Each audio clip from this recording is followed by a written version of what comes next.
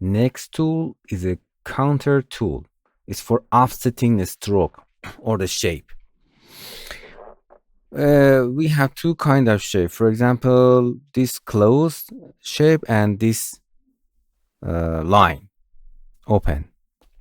Just select the object, then with click drag inside or outside. That's it. It's for offsetting. For better understanding that, this is an open line. Let's create a shape that has nice edges, something like this. And then going to a stroke and delete the stroke. I don't need to that. Contour that.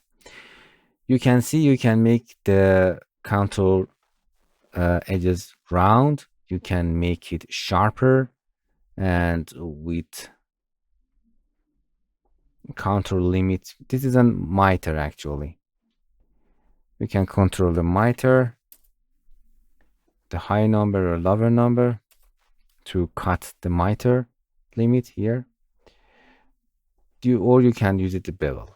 So I think 4 is nice. 10. Don't make sure. And you can bevel it here. For this non-cap round, these are for here. If you go counter, you can choose radius of the counter here or just click and drag. That's it. That is another miter. From here, it's a cap. You can make it round. You can make it bevel again. From here, you can force open it or force close the curve.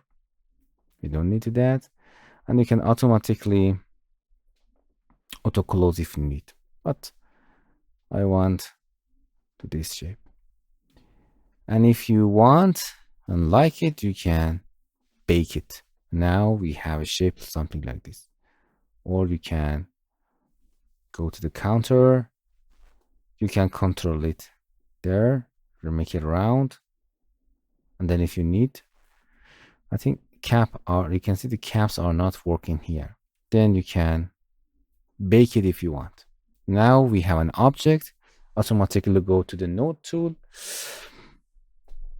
And then you can edit it if you want with node tool, anything that you want.